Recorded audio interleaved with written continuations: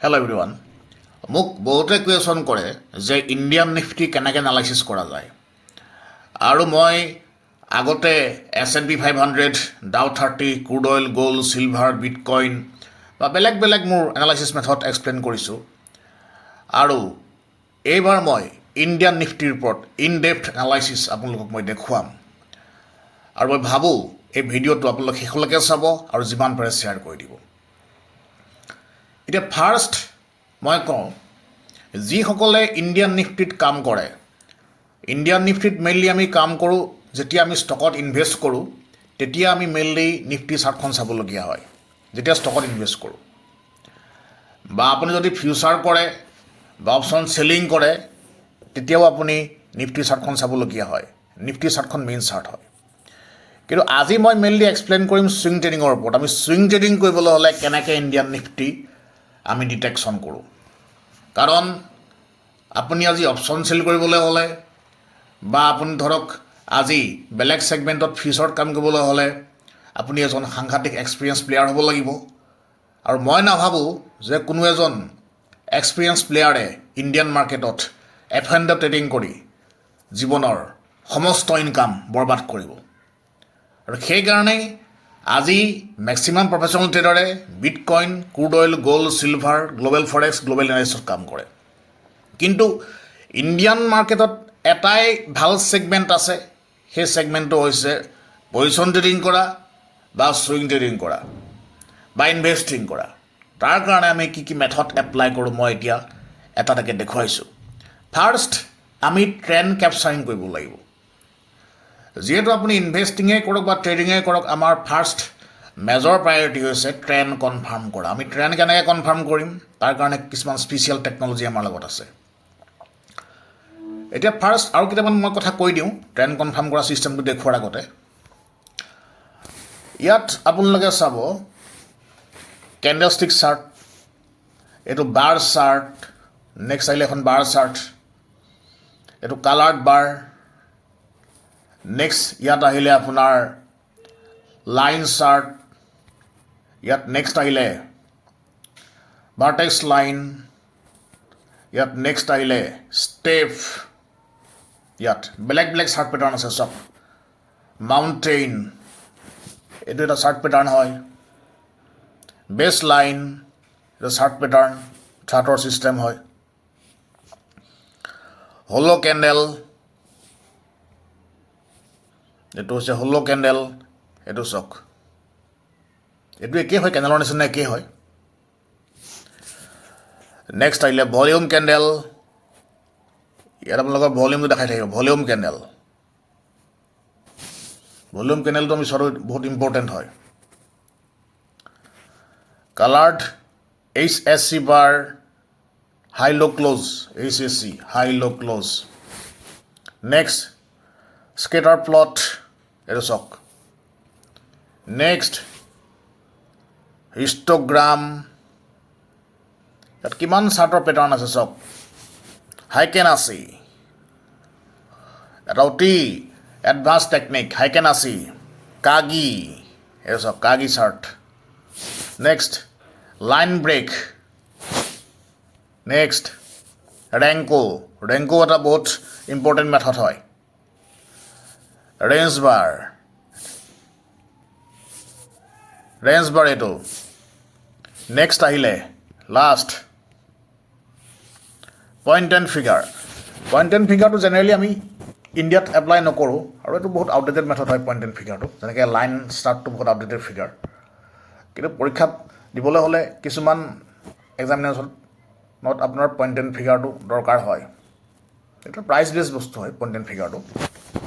ইয়াত মানে trend capturing কৰিব নোৱাৰে। যেনেকৈ আপোনাৰ আজি ৰেংকটো এটা প্ৰাইচ বেছ বস্তু হয়, বা কাগি এইটো প্ৰাইচ বেছ বস্তু। সেইকাৰণে আমি মেইনলি কেণ্ডেলষ্টিক চাৰ্ট ফ'ল' কৰোঁ। কেণ্ডেলষ্টিক চাৰ্ট বস্তুবিলাক ডিটেকশ্যন কৰিবলৈ বিৰাট ধুনীয়া হয়। আমি মেইনলি কেণ্ডেলষ্টিক সেইকাৰণে ফ'ল' কৰোঁ। আৰু বাৰ চাৰ্টো বহুত ক্ষেত্ৰত আমি ফ'ল' কৰোঁ। ভলিউম কেণ্ডেল, আপুনি ভলিউম কেণ্ডেল চাৰ্ট ল'ব পাৰে, বা বাৰ চাৰ্ট বা নৰ্মেল কেণ্ডেলষ্টিক চাৰ্ট ল'ব পাৰে। বায়' চাৰ্টটো একচুৱেলি আমেৰিকাত আৱিষ্কাৰ হৈছিল আৰু কেনেলেচি চাৰ্টটো হৈছে আপোনাৰ জাপানত। আচ্ছা, এতিয়া ফাৰ্ষ্ট আমি যেতিয়া চাৰ্টখন এপ্লাই কৰিম, চাৰ্টটো এপ্লাই কৰাৰ পিছত আপুনি ডাইৰেক্ট ইয়াত এপ্লাই কৰিব লাগিব লেভেল, ফিব'জ লেভেল, যিটোক আমি কয় ফিবনাচি। ফিবনাচিটো আপুনি মাষ্ট ইয়াত এপ্লাই কৰিবই লাগিব চাৰ্টখনত। আৰু মইতো ছুইং ট্ৰেডিং ইণ্ডিয়ান মাৰ্কেটত দেখুৱাই আছোঁ। এই ছিষ্টেমবিলাক কিন্তু গ্ল'বেল মাৰ্কেটত ক্ৰিপ্ট' ফৰেক্স কমডিটিত ইয়াতকৈও বহুত এডভান্সমেণ্ট আছে। মই জাষ্ট এটা বেছিক এনালাইচিছ মেথড দেখুৱাই আছোঁ। কিন্তু ছুইং ট্ৰেডিং কৰিবৰ কাৰণে আপোনাৰ এইটো ছিষ্টেমে কাফি আছে যদি ইণ্ডিয়ান মাৰ্কেটত কোনোবাই কৰে।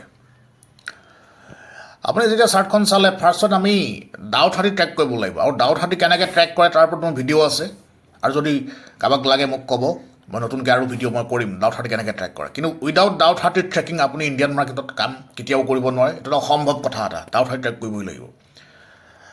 এজেছ নিফটি বা গিফ্ট নিফটি সেইটো ট্ৰেক কৰাটো ছেকেণ্ডেৰী কথা, কিন্তু আপুনি ফাৰ্ষ্ট ডাউ 30 ট্ৰেক কৰিবই লাগিব। আমি ফাৰ্ষ্ট ইণ্ডিয়ান মাৰ্কেটত কাম কৰিবলৈ হ'লে আমি মন্থলি চাৰ্ট চাম। মন্থলি চাৰ্ট আমি চাবই লাগিব। আৰু মই এটা দেখুৱাইছোঁ, এই যিটো পাৰ্টিকুলাৰ লেভেল আছিলে, এই লেভেলটোত মাৰ্কেট 12,000 পৰা আহি গৈছিলে আপোনাৰ 7,000, আপোনাৰ এইটো 12,300, আপোনাৰ 12,000 পৰা আহি গৈছিলে 7,000। সেইটো আপোনাৰ কৰোণা টাইমত হৈছিলে গোটেই বস্তুটো। আৰু তাৰ পৰা আমি দেখা পাইছে কনচিষ্টেণ্টলি মাৰ্কেট আপ ট্ৰেণ্ডত গৈ আছে। 7,000 পৰা গৈ গৈ মাৰ্কেট গৈ পেলাই এতিয়া 25,800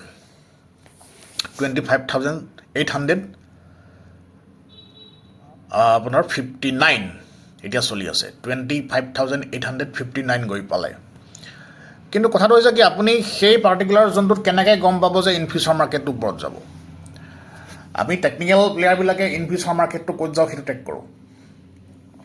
আৰু নিফটিটো যেতিয়া ওপৰলৈ যায় অট'মেটিকেলি ষ্টকবিলাক আপ ট্ৰেণ্ডত যাব। কিন্তু নিফটি ডাউনত থাকিলে ষ্টকবিলাক ডাউন ট্ৰেণ্ডত থাকে। কিন্তু নিফটিৰ এগেইনষ্টত আপুনি কেতিয়াও ট্ৰেড কৰিব নোৱাৰে। সেইটো এটা সুতৰ এগেইনষ্টত সাঁতোৰাৰ নিচিনা হ'ব। নিফটিটো বুলি আপ ট্ৰেণ্ডত গৈ আছে, আপুনি শ্বৰ্ট চেল কৰিছে, নিফটি ডাউন ট্ৰেণ্ডত আছে, আপুনি বাই কৰিছে। সেইটো কাম কৰিবলৈ হ'লে শ্বৰ্ট চেলিং কৰা বা এই ছিষ্টেমটো নিফটিৰ এগেইনষ্টত যোৱা মানে বা নিফটিৰ এগেইনষ্টত শ্বৰ্ট চেল কৰা মানে বা আপোনাৰ বাই কৰা মানে সেইটো এটা আপোনাৰ ফাইনেন্সিয়েলি ছুইচাইড কৰাৰ নিচিনা কাহিনী হ'ব। গতিকে আমি যিহেতু মই আগতেই কৈছোঁ যে নিফটিটো ইণ্ডিয়ান মাৰ্কেট বুল মাৰ্কেট হয়। ইণ্ডিয়ান মাৰ্কেট আগন্তুক ভৱিষ্যততো কনচিষ্টেণ্টলি ওপৰত গৈ থাকিব। গতিকে ইয়াত মই যিহেতু মেইনলি ইচিমকু টেকন'লজি মই এপ্লাই কৰোঁ, গতিকে মই ইচিমকু লৈ গোটেই বস্তু দেখুৱাম। কিন্তু যদিও ইচিমকু মই দেখুৱাইছোঁ, তথাপিও কিন্তু এজন নতুন মানুহৰ কাৰণে ইচিমকুটো জনাটো যথেষ্ট কমপ্লেক্স হয়। গতিকে তেওঁলোকে বেলেগ মেথড এপ্লাই কৰিব। আৰু ইচিমকুৰ বাহিৰেও বেলেগ কিছুমান মই টেকন'লজি ইয়াত মই দেখুৱাই দিম। ইয়াত মই কিন্তু এটা কথা আপুনি মনত ৰাখিব যে কেনেল ষ্টিক চাই পেলাই ট্ৰেড কৰাটো কিন্তু এটা ফাইনেন্সিয়েল ছুইচাইড হয়। আপুনি কেনেল ষ্টিক চাই কেতিয়াও ট্ৰেড কৰিব নোৱাৰে। এইটো অসম্ভৱ কথা এটা, কেনেল চাই ট্ৰেড কৰাটো।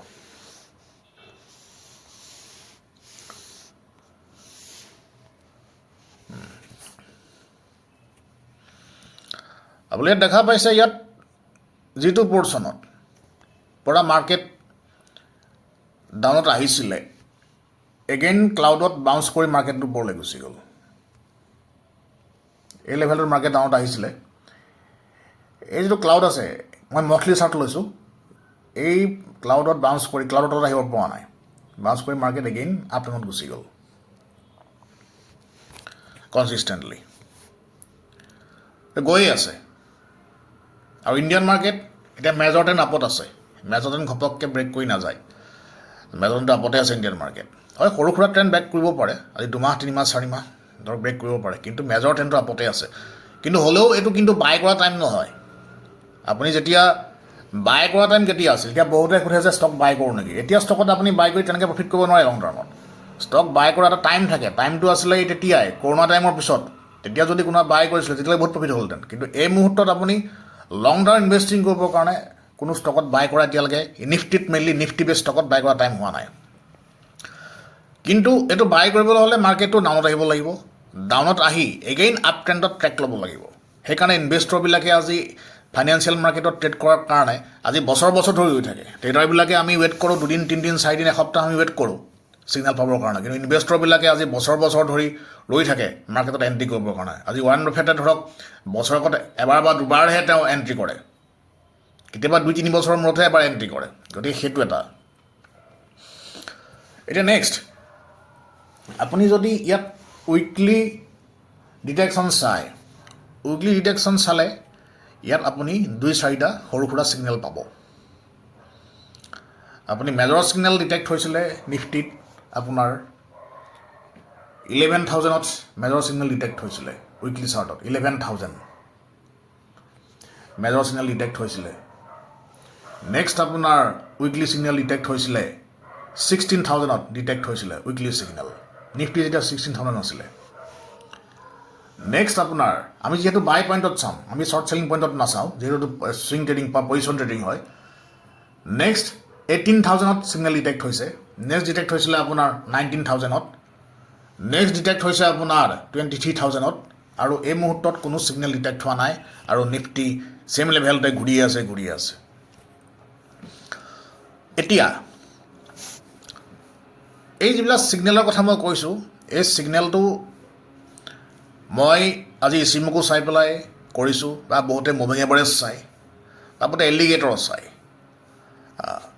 মুভিং এভাৰেজ এলিগেটৰ আৰু ইচিমকোটো হৈছে মাষ্টাৰ ছিষ্টেম আমাৰ কিন্তু ইয়াত আপুনি ফিল্টাৰিং কৰিবলগীয়া হয় মই এতিয়া গোটেই নিফটিৰ চাৰ্টখন মোৰ মুখস্থ আছে মনত আছে কাৰণে মই কৈ দিছোঁ গোটেই বস্তুটো চাই পেলাই আমি য'ত লগাইছিলোঁ ইনভেষ্ট কৰিছিলোঁ কিন্তু আপুনি মেজৰ ট্ৰেণ্ডৰ এগেইনষ্টত আপুনি বাই কৰিব নোৱাৰে যদি মেজৰ ট্ৰেণ্ডটো ডাউনত থাকে তেতিয়া আপুনি বাই কৰিব নোৱাৰে এতিয়া নেক্সট আৰু এটা ছিগনেল দেখুৱাইছোঁ এই পাৰ্টিকুলাৰ পৰ্চনটোত নিফটি 10,000ত ছিগনেল আহিছিলে মাৰ্কেট আপ ট্ৰেণ্ডত যোৱা কৰোণাৰ পিছত যেতিয়া নিফটি 10,000 আছিলে তেতিয়া ছিগনেল আহিছিলে নেক্সট মই আৰু এটা ছিগনেল দেখুৱাই দিছোঁ মই টাইম ফ্ৰেম চেঞ্জ কৰি এতিয়া যদি মই ডেইলি চাৰ্টত লওঁ কিন্তু এতিয়া কথাটো কি আপুনি ডেইলি চাৰ্টত লোৱাৰ লগে লগে কনভাৰ্ট কৰাৰ লগে লগে চাৰ্টখন খেলি মেলি হৈ যাব আপ ডাউন কৰি থাকিব এদিন আপ এদিন ডাউন তেনেকৈ কৰি থাকিব গতিকে এই বস্তুটো আমি ফাৰ্ষ্টত ডিটেকশ্যন কৰি ল'ব লাগিব আপ ডাউনটো আমি ফাৰ্ষ্ট বন্ধ কৰিব লাগিব বা আপ ডাউনটোৰ লগত আমি যেতিয়া আমি কাম কৰিম তেতিয়া আমি ডাউ 30 চাৰ্টখন চাব লাগিব লগত এতিয়া ইয়াত যদি আমি চাওঁ ঠিক তেনেকৈ 9,000ত ছিগনেল ডিটেকশ্যন হৈছিলে নিফটি যে আপ ট্ৰেণ্ডত যাব 9,000 উইকলি 10,000 ডেইলি 9,000 ডিটেকশ্যন হৈছিলে গতিকে যদি নিফটি 9,000 থাকোঁতে কোনোবাই বাই কৰি এতিয়ালৈকে হোল্ডিং কৰিছে তেওঁ 10 লাখ টকাটো অলৰেডি আপোনাৰ 1 কোটিৰ ওপৰত গুচি গৈছে কোনোবাই যদি 1 কোটি ইনভেষ্ট কৰিছিলে 1 কোটি 10 কোটি টকা হৈ গৈছে কোনোবাই যদি 9,000ত ইনভেষ্ট কৰিছিলে কিন্তু সেই দিনটো এতিয়া নাই এতিয়া আপুনি সৰু ট্ৰেড কৰিব লাগিব আজি কৰিব লাগিব কাইলৈ ছাপ'জ আজি আপুনি বাই কৰিছে ঠিক তেনেকৈ ইয়াত আপোনাৰ বাইং ছিগনেল আছিলে মই ডেইলি ছিগনেল দেখুৱাইছোঁ আপোনাৰ 11,000ত এটা ছিগনেল ডিটেকশ্যন হৈছে ঠিক তেনেকৈ আপোনাৰ ইয়াত 14,000ত ছিগনেল ডিটেকশ্যন হৈছে নেক্সট আপোনাৰ ছিগনেল ডিটেকশ্যন হৈছে নিফটিৰ 15,000 ডিটেকশ্যন হৈছে নিফটিৰ ছিগনেল কিন্তু আমি এইবিলাক ছিগনেলত আমি শ্বৰ্ট চেলিঙৰ ছিগনেলত কেতিয়াও কাম নকৰোঁ যিহেতু মাৰ্কেট মেজৰ ট্ৰেণ্ডটো আপত আছে নিফটি সদায় আপ ট্ৰেণ্ড হয় নিফটিত আমি কেতিয়াও শ্বৰ্ট চেল নকৰোঁ নিফটি যিকোনো বস্তুত ঠিক তেনেকৈ আপোনাৰ 15,000 ডিটেকশ্যন হৈছে ঠিক তেনেকৈ আপোনাৰ ডিটেকশ্যন হৈছে ছিগনেল আপোনাৰ 17,000ত বাই ছিগনেল ঠিক তেনেকৈ ডিটেকশ্যন হৈছে আপোনাৰ 19,000 ডিটেকশ্যন হৈছে ঠিক তেনেকৈ ডিটেকশ্যন হৈছে আপোনাৰ এগেইন 22,000ত ডিটেকশ্যন হৈছে বাই ছিগনেল আমি শ্বৰ্ট চেল কেতিয়াও নকৰোঁ নেক্সট এগেইন ডিটেকশ্যন হৈছে 23,000ত এতিয়া গৈ 25,800 এতিয়া এই যিবিলাক ছিগনেল ডিটেকশ্যন মেথড আছে এতিয়া নতুন মানুহ এজনে ইচিমকো ঘপককৈ বুজি নাপায় ইচিমকো বুজি পাওঁতে এজন নতুন মানুহৰ ধৰক 6 মাহৰ পৰা 1 বছৰ টাইম লাগিব এতিয়া সেই বস্তুটো যদি মই বেলেগত এপ্লাই কৰোঁ মিনছ বেলেগ টেকন'লজিলৈ এপ্লাই কৰোঁ, তেতিয়া ইচিমকো লৈ পেলাই আমি যিমান ক্লিয়াৰলি ডিটেকশ্যন কৰিব পাৰোঁ, আপুনি বেলেগ টেকন'লজি লৈ পেলাই ইমান ক্লিয়াৰলি ডিটেকশ্যন কৰিব নোৱাৰিব। এতিয়া মই ইয়াত ছাপ'জ ইচিমকুৰ এগেইনষ্টত আমি মুভি কেমেৰাজ ল'লে ইয়াত আমি এলিগেটৰ ছিষ্টেম লগাব পাৰোঁ। Alligator, Williams alligator. এতিয়া এলিগেটৰ ল'বলৈ হ'লে আমি মেইনলি ইয়াত মাল্টি স্কিন স্কেনিংটো কৰিব লাগিব মাৰ্কেটৰ। ইচিমকুৱে যিহেতু মাল্টি স্কিন স্কেনিং ওৱান টাইমত কৰিব পাৰে, কিন্তু ইচিমকু বাদ দি বেলেগ টেকনিকেল ছিষ্টেমে আপোনাক মাল্টি স্কিন স্কেনিং ছিষ্টেমটো বা স্কেনিং একেলগে ওৱান টাইমত কৰিব নোৱাৰে। সেইকাৰণে আমি ইয়াত লগত ADX এপ্লাই কৰিব লাগিব। ADX DMS বুলি আমি যিটো কওঁ। আৰু ADXটো এপ্লাই কৰিলেও ইয়াত ধৰক আৰু কিছুমান কথা আছে ইয়াত ADXৰ লগত। মই দেখুৱাই দিছোঁ ষ্টাডি ADX। আপোনাৰ ইয়াত শ্বেডো হিষ্টগ্ৰাম,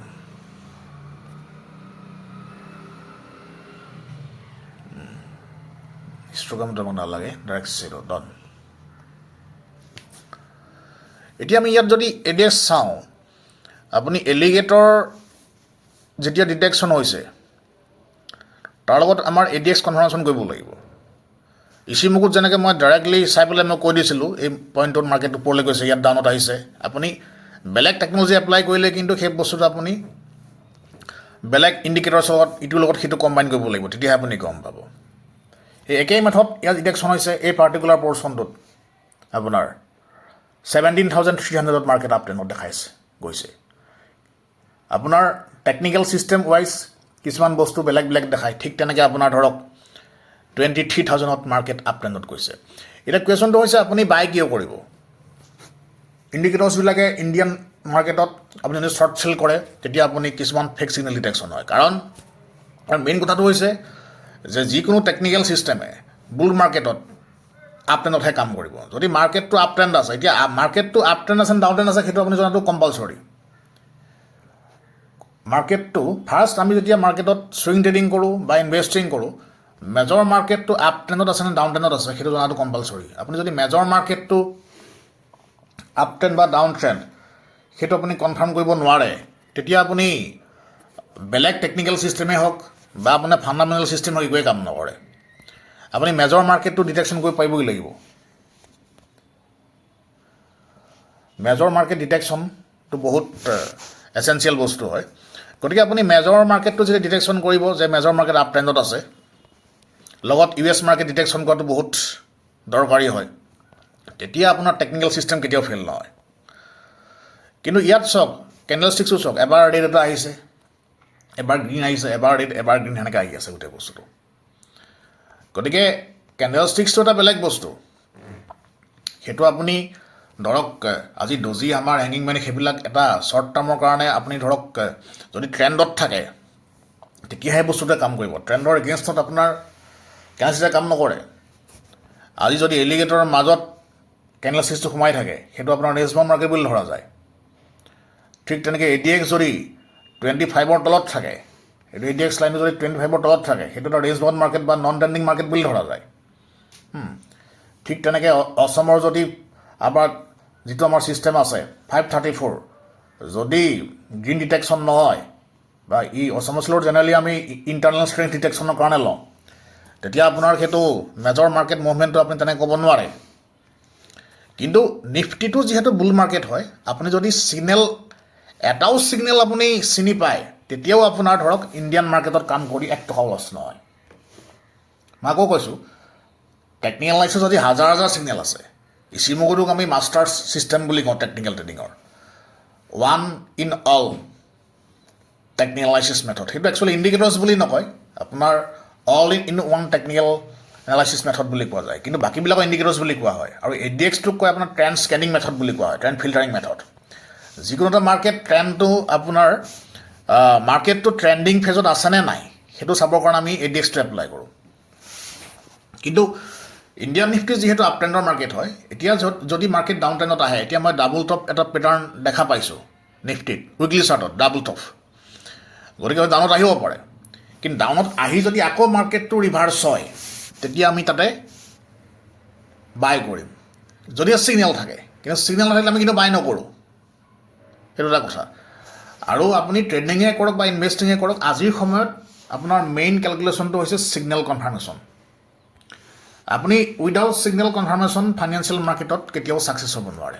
আপুনি নিফটিয়ে কৰক, বেংক নিফটিয়ে কৰক, আপুনি অপশ্যন চিলিঙে কৰক, ক্ৰুড অইল কমডিটি কৰক, গ'ল্ড কৰক, চিলভাৰ কৰক, জিংক, এলুমিনিয়াম যিয়ে নকৰক লাগে, বিটকইন কৰক, ইথেৰিয়াম কৰক, চলানা কৰক, আপুনি ইউৰো USD কৰক, USD JPY কৰক, মেজৰ কাৰেঞ্চি কৰক, যিয়ে নকৰক লাগে আপুনি, বা ডাউ 30 কৰক, S&P কৰক, আপুনি যদি ছিগনেল কনফাৰ্মেশ্যন কৰিব নোৱাৰে আপুনি ফাইনেন্সিয়েল মাৰ্কেটত ছাকচেছ হ'ব নোৱাৰে। আপুনি ৰিলায়েন্স টাটা GFC কৰক বা আপোনাৰ মাইক্ৰ'ছফ্ট টেছলা কৰক, ৰাস্তাটো একেই, আপুনি ছিগনেল কনফাৰ্ম কৰিব পাৰিব লাগিব। আৰু গতিকে ছিগনেল কনফাৰ্মেশ্যন কৰাটোৱেই আজি ফাইনেন্সিয়েল মাৰ্কেটৰ বা ট্ৰেডিঙৰ বা ইনভেষ্টিঙৰ মেইন আমাৰ থিয়ৰী বা যিটো মেইন বেকবন, ছিগনেল কনফাৰ্ম কৰা। এতিয়া বহুতে কুৱেশ্যন কৰিব যে এনেকুৱা বহুত ইনভেষ্টৰ আছে, বহুতে আজি ৱাৰেন বাফেটৰ কথা কয়, বহুতে ৰাকেশ জুনৱালাৰ কথা কয়। এতিয়া কথাটো হৈছে কি, ৰাকেশ জুনৱালা আছিলে ইনচাইডাৰ ট্ৰেডাৰ। আপুনি তেখেতৰ থিয়ৰী বা মই তেখেতৰ থিয়ৰী ফ'ল' কৰি তেনেকৈ ক'ব নোৱাৰোঁ, তেখেত কমপ্লিটলি ইনচাইডাৰ ট্ৰেডাৰ আছিলে, তেখেতৰ লগত ইনফৰমেশ্যন আগতেই আছিলে, সেইটো এটা বেলেগ ধৰণৰ কথা এটা। কিন্তু ৱাৰেন বাফেটৰ অংকটো হৈছে কি, তেখেতৰ হোল্ডিং কোম্পানী আছে। আপুনি তেওঁৰ নিচিনা যদি কেলকুলেশ্যন কৰিবলৈ যে আপোনাৰ হোল্ডিং কোম্পানী থাকিব লাগিব, তাকো সেইটো ইণ্ডিয়াত থাকিলে নহ'ব, সেইটো আপুনি ডুবাই, ছিংগাপুৰ বা আপোনাৰ ধৰক UK, US থাকিব লাগিব হোল্ডিং কোম্পানী। সেইটো কিয় থাকিব লাগিব তাৰো কিছুমান কাহিনী আছে আপোনাৰ। আপুনি যদি সেইবিলাকত যদি হোল্ডিং কোম্পানী খোলে তেতিয়াহে, আৰু হোল্ডিং কোম্পানী বস্তুটো বহুত বেলেগ ধৰণৰ হয় তাত, তেওঁ ইনভেষ্টিং পলিচিটো বহুত বেলেগ ধৰণৰ হয়। আজি সকলোখিনি বা যিসকল ছাকচেছফুল মানুহ তেওঁলোকেতো নিজৰ ছাকচেছৰ যিটো সূত্ৰ বা থিয়ৰী সেইটো কাকো কৈ নিদিয়েতো। গতিকে হোল্ডিং কোম্পানী খুলি আজি মানুহে কয় যে ৱাৰেন বাফেটে আজি $10,000 বা $10,000 পৰা ইনভেষ্ট কৰি পেলাই আজি $1 বিলিয়ন বনাইছে। সেইটো ইনভেষ্টটো কৰিব পাৰে। আজি ৰাকেশ জুনৱালাই $5,000 ইনভেষ্ট কৰি পেলাই আজি $1 বিলিয়ন, আজি $3 বিলিয়ন বনোৱা বুলি মানুহে কয়, কিন্তু সেইটো একচুৱেলি লজিকটো সেইটো নহয়, তাৰ বেকত ছায়েন্সটো বেলেগ, তাৰ কেলকুলেশ্যনটো বেলেগ। আৰু এটা কথা কি, তেওঁলোকৰ জামানাত, আজি ৱাৰেন বাফেটৰ জামানাত বা ৰাকেশ জুনৱালাৰ জামানাত টেকনিকেল এনালাইচিছটো ইমান পাৱাৰফুল হোৱা নাছিলে, ইমান এডভান্স হোৱা নাছিলে, সেইটো এটা কথা। কিন্তু এটা কথা কি, ধৰক আপুনি যদি আমেৰিকান কোম্পানীবিলাকত আজি ধৰক আপুনি যিহেতু ৱৰ্ল্ডৰ ইকনমিটো এটা আপট্ৰেণ্ডৰ ইকনমি, আপুনি আমেৰিকান কোম্পানীবিলাকত যদি আজি পইচা লগাই পেলাই 50 বছৰ বা 60 বছৰ বহি থাকে তেতিয়া আপোনাৰ পইচা নিও আহিব। কিন্তু কুৱেশ্যনটো হৈছে কি, আপুনি বা মই 10 বছৰ বয়সত ট্ৰেডিং বা ইনভেষ্টিং শিকিছিলোঁ নেকি? কুৱেশ্যন তাতো আহে আপোনাৰ। গতিকে সেইকাৰণে আজি ৱৰ্ল্ডৰ প্ৰত্যেকজন ছাকচেছফুল ট্ৰেডাৰে টেকনিকেল এনালাইচিছ ফ'ল' কৰে আৰু এই ছিগনেল ছিষ্টেমটো ফ'ল' কৰে।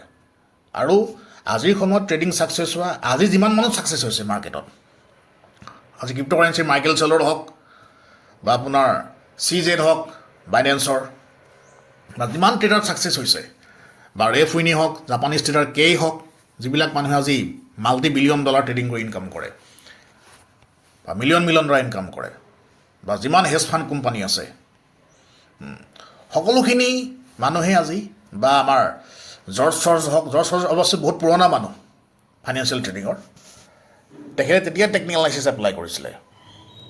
বা আপোনাৰ যিসকলে হেজ ফাণ্ড কোম্পানী চলায়, বা ৱৰ্ল্ড ট্ৰেড চেণ্টাৰ হওক, ৱৰ্ল্ড বেংক হওক, বা ব্লেক ৰক হওক, ব্লেক ৰকেটো কমপ্লিট টেকনিকেল বেছড কাম কৰে, ভেংগাৰ্ড হওক, বা আমাৰ যিটো আমেৰিকান বেংকিং ফেডাৰেল ৰিজাৰ্ভৰ মেক্সিমাম ট্ৰেডাৰে আজি টেকনিকেলছ ফ'ল' কৰে। আৰু মোৰ তাত যিমানখিনি ইনফৰমেশ্যন আছে, আজি ৱৰ্ল্ডৰ মেক্সিমাম ফাইনেন্সিয়েল ট্ৰেডাৰে ইচিমকো এপ্লাই কৰে, যিসকলে মেনুৱেলি কাম কৰে। আৰু সেইকাৰণেই আমি ফাইনেন্সিয়েল ট্ৰেডিঙত ইচিমকোটোৰ ওপৰত ইম্পৰ্টেঞ্চ দিব লাগে। আৰু ইচিমকোৰ ওপৰত ইম্পৰ্টেঞ্চ দি আমি মেইনলি বাকী যিবিলাক বস্তু আছে সেইবিলাক আমি ছেকেণ্ডেৰী অপশ্যন হিচাপে ল'ব লাগে। গতিকে আহক আমি ফাইনেন্সিয়েল ট্ৰেডিং শিকোঁ আৰু ফাইনেন্সিয়েল ট্ৰেডিং প্ৰফেশ্যনেলি গ্ৰহণ কৰোঁ, আৰু ইণ্ডিয়ান মাৰ্কেটত আমি লং টাৰ্ম ইনভেষ্টিং কৰোঁ, চুইং ট্ৰেডিং কৰোঁ বা পজিশ্যন ট্ৰেডিং কৰোঁ। Thank U.